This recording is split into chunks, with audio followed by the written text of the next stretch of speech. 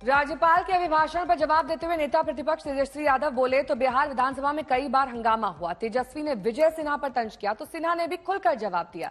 तेजस्वी ने कहा कि सिन्हा ने दावा किया था कि बिहार में बीजेपी का सीएम बनाएंगे।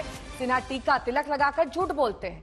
उनके इतना बोलते ही विजय सिन्हा अपनी जगह से खड़े हो गए और कहा कि अगर आपको टीका से नफरत है तो टोपी पहन लीजिए। हालांकि दोनों के बीच की नोकझोंक में स्पीकर नंद किशोर यादव ने बीच बचाव किया।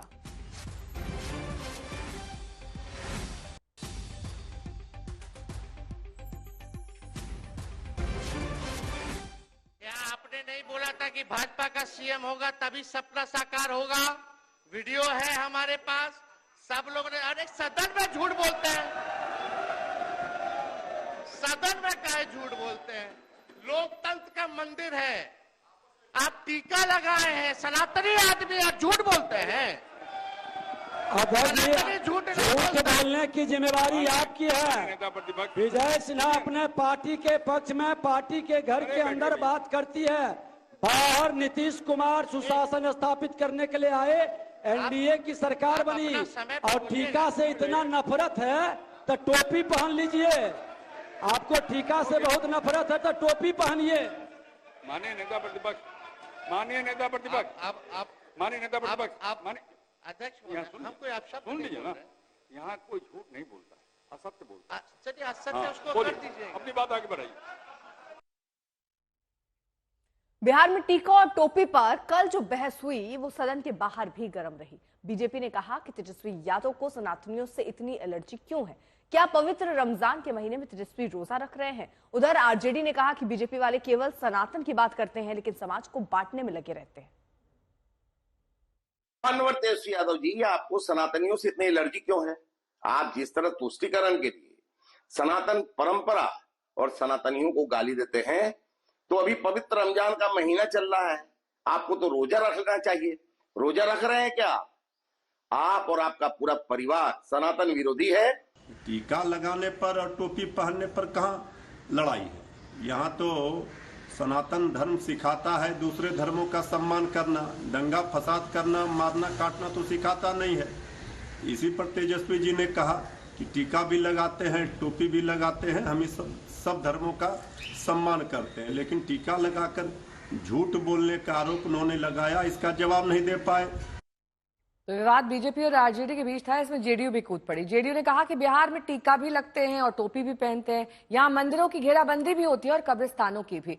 जेडीयू नेता यही नहीं रुके, उन्होंने कहा कि तेजस्वी यादव को कानून की टोपी का एहसास होना चाहिए।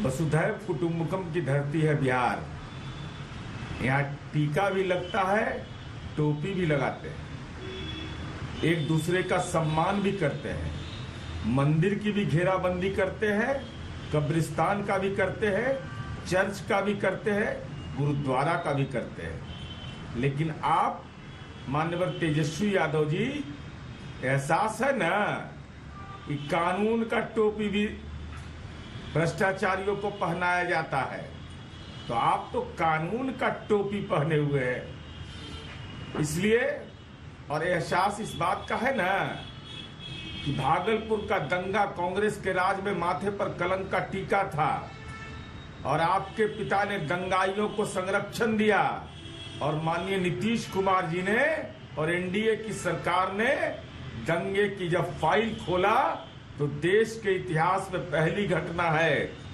कि जो लोग अपनी जमीन और मकान कम दर पर बेच करके चले गए थे उनको पुनर्वास कराया। शशि भूषण हमारे साथ हमारे सहयोगी इस वक्त और जानकारी के साथ जुड़ चुके हैं। शशि भूषण, जिस तरह से तनातनी की स्थिति हम देख रहे हैं, तो अब ये टोपी वर्सेस टीका दिख रहा है।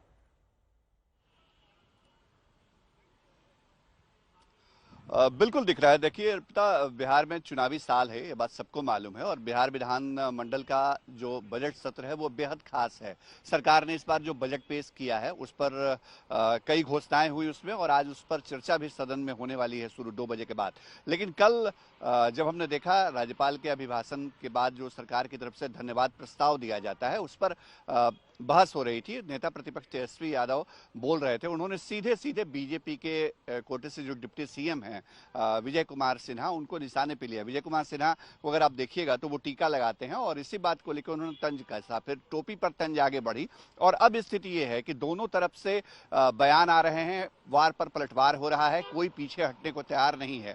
सीधा आरोप आरजेडी के नेताओं के ऊपर, तेजस्वी यादव के ऊपर ये लग रहा है कि कहीं न कहीं तुष्टीकरण के लिए वो टीके को लेकर के तंज कस रहे हैं, सनातन पे सवाल उठा रहे हैं, ये बीजेपी कह रही है।